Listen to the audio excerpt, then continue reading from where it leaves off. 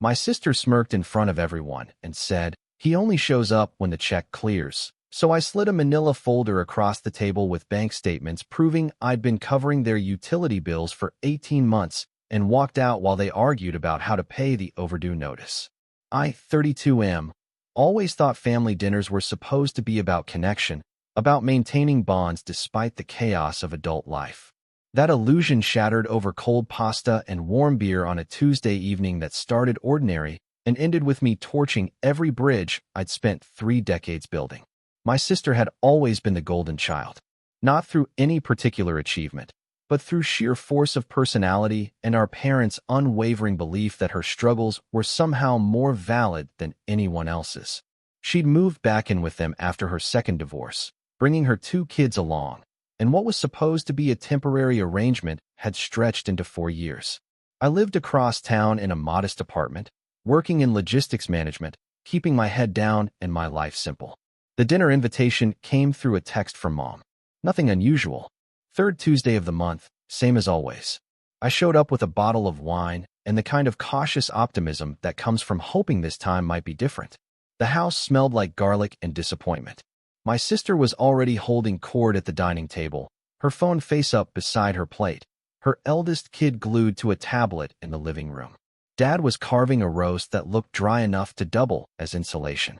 Mom fluttered between the kitchen and dining room, her anxiety a palpable presence that filled every corner. We made it through appetizers without incident. My brother-in-law, the new one, asked about my job. I gave him the abbreviated version. My sister scrolled through her phone, occasionally laughing at something on her screen, contributing nothing to the conversation. This was normal. This was fine. Then Mom mentioned the upcoming family reunion. My aunt was organizing something for next month, a weekend gathering at a lake house upstate. Everyone was expected to chip in for accommodations and food. Mom looked at me with those hopeful eyes that always preceded a request. She asked if I could cover my share early since they were collecting deposits. I said sure, no problem. That should have been the end of it. My sister looked up from her phone then. Her expression carried that particular smugness I'd learned to recognize over decades of sibling warfare. She made a comment to her husband, loud enough for everyone to hear, about how convenient it was that I suddenly had money to throw around. He chuckled, uncertain, glancing between us. I felt the familiar tightness in my chest, but kept my face neutral. I asked what she meant by that. She leaned back in her chair, that smirk spreading wider. She said I only ever showed up when the check cleared. Said it with such casual cruelty, such practiced delivery, that I knew she'd been workshopping this line, waiting for the perfect moment. The table went quiet. Dad's fork stopped halfway to his mouth. Mom made a small sound, something between a gasp and a sigh. My brother-in-law studied his plate like it contained the secrets of the universe. I could have let it go. Should have, probably. Taken the high road.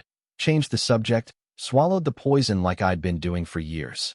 Instead, I reached into my messenger bag and pulled out a manila folder I'd been carrying for 3 weeks, waiting for something. Not this exactly, but something. I slid it across the table. Told them to take a look. My sister's smirk faltered. She asked what it was supposed to be. I explained that those were bank statements. 18 months of them.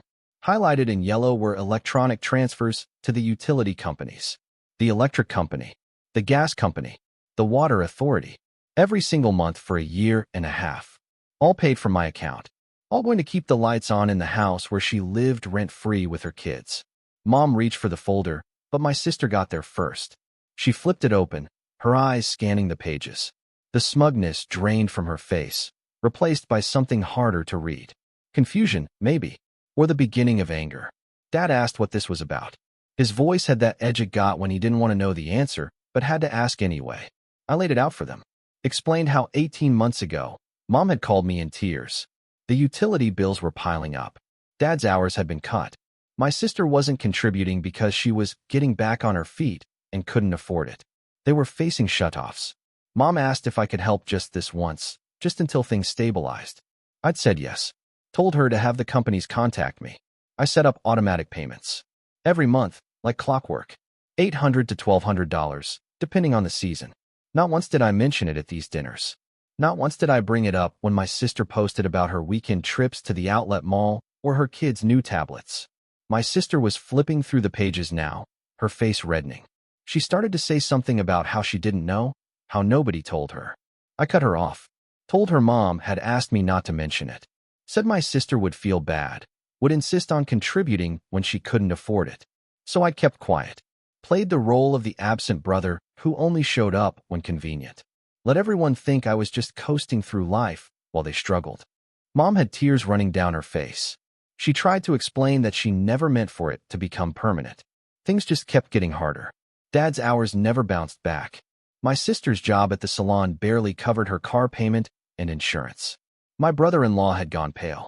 He asked my sister if she knew about this. She snapped at him that obviously she didn't. How could she have known if Mom didn't tell her?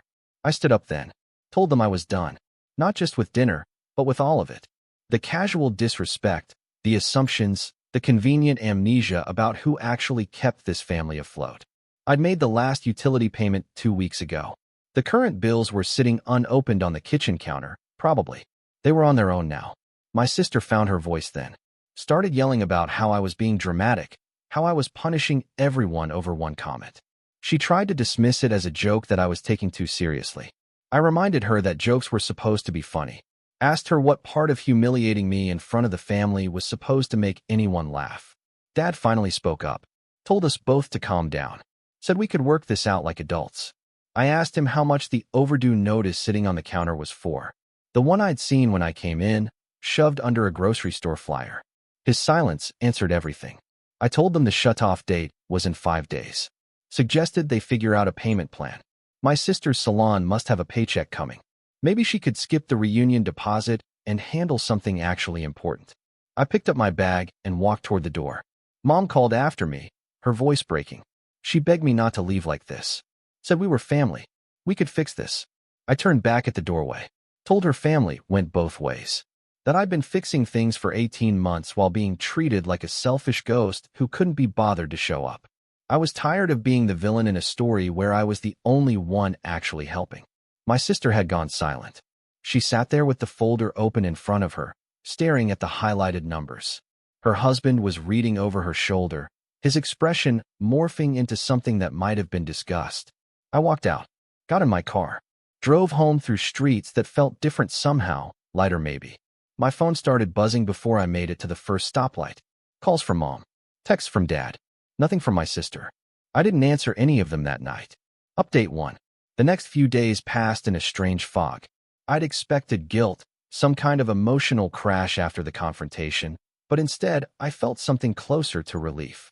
Like I'd been holding my breath for years and finally remembered how to exhale. The calls and texts continued. Mom left voicemails that started apologetic and gradually shifted to desperate. Dad sent carefully worded messages about family obligations and forgiveness. My sister remained silent, which was somehow worse than anything she could have said. I ignored them all, went to work, came home, lived my life without the constant background radiation of their dysfunction. It was surprisingly easy. On the 4th day, my brother-in-law called. I almost didn't answer, but curiosity won out. He opened by saying he wasn't calling to take sides. Just wanted me to know that he had no idea about the utility situation.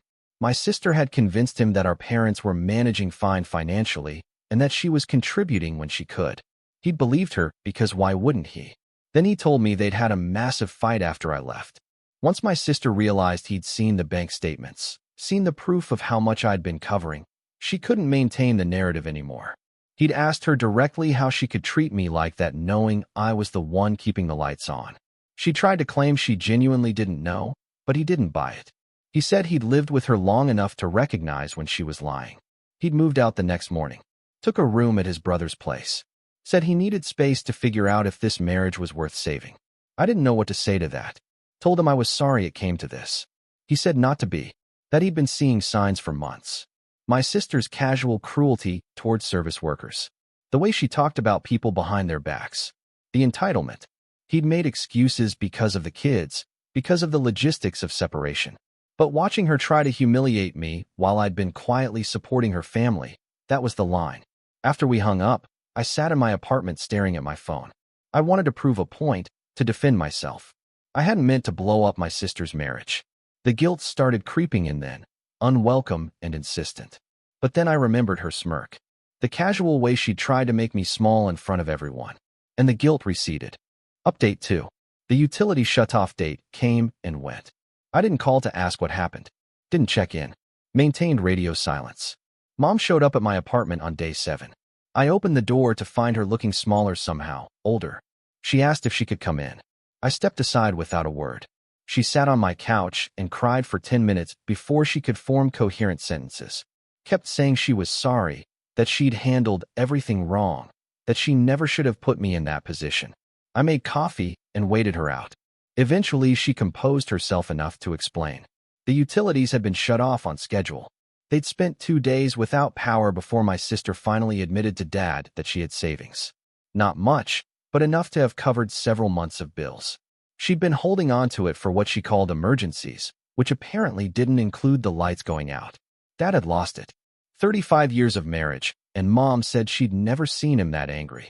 He demanded to know how his daughter could watch her parents struggle while sitting on money she could have contributed. My sister tried to justify it, saying she needed security for her kids. That just made it worse. They'd scraped together enough from my sister's savings and Dad's credit card to get the power restored. But the damage was done. Dad wasn't speaking to my sister. My sister wasn't speaking to anyone. Her kids were confused and acting out. The house was a pressure cooker of resentment and unspoken accusations. Mom asked if I could forgive her. Said she understood if I couldn't, but she needed me to know she never meant to enable my sister's behavior. She'd just been trying to keep the peace, to keep everyone together. I asked her how well that worked out. She flinched, but didn't argue. I told her I wasn't angry at her specifically, but I was done being the family's silent benefactor while being treated like an inconvenience. If she wanted a relationship with me going forward, it would be on different terms. No more secret payments. No more covering for my sister. No more letting anyone treat me like I owed them something for the privilege of being related. She nodded, said she understood, asked if I'd consider coming to dinner again sometime. I said maybe. Eventually, when I was ready. She left looking marginally less devastated than when she'd arrived. I watched her car pull away and felt something shift. Not quite forgiveness, but a loosening of the knot that had been lodged in my chest for years. Update 3. 6 weeks after the dinner implosion, my sister finally reached out. A text message. Short and bitter. She said I'd destroyed her marriage and turned our parents against her over one stupid comment. Said I'd always been petty and vindictive, and this proved it. She hoped I was happy with what I'd done. I read it 3 times. Thought about all the ways I could respond. The arguments I could make. The evidence I could cite. Instead, I typed one sentence back. Told her she destroyed her own marriage by being the person she was, and the only thing I'd done was stop enabling it. Then I blocked her number. Dad called 2 days later. First time I'd heard from him directly since the dinner. His voice was rough, tired. He asked if we could meet for coffee. We sat in a diner booth, both of us uncomfortable in the fluorescent lighting and cracked vinyl seats. He ordered coffee and pie. Didn't touch either. He told me he'd failed me. As a father, as a man. He'd let Mom's anxiety about keeping the family together override his responsibility to make sure all his children were treated fairly. He'd watched my sister take advantage, had seen the imbalance, and he'd done nothing because it was easier than dealing with her tantrums. I'd never heard my father admit to being wrong about anything. I didn't know what to do with it. He said he couldn't undo 32 years of passive parenting, but he was trying to do better now. He'd told my sister she had 3 months to find her own place. No more free rent, no more excuses. She was an adult with a job, and she needed to act like it. If her marriage couldn't survive her being held accountable, that was her problem to solve. I asked how Mom was handling the ultimatum. He said she'd cried for a day, then agreed it was necessary. That my sister had become what she was because they'd never forced her to be anything else. We sat in silence for a while. The coffee went cold. The pie remained untouched. Finally, I told him I appreciated what he was saying. But trust wasn't rebuilt with one conversation and a 3-month eviction notice. If he wanted a real relationship with me, it would take time and consistency. He said he understood, that he'd do the work. We parted ways in the parking lot. Awkward handshake. Mutual agreement to try. 3 months later, my sister moved into a 1-bedroom apartment across town.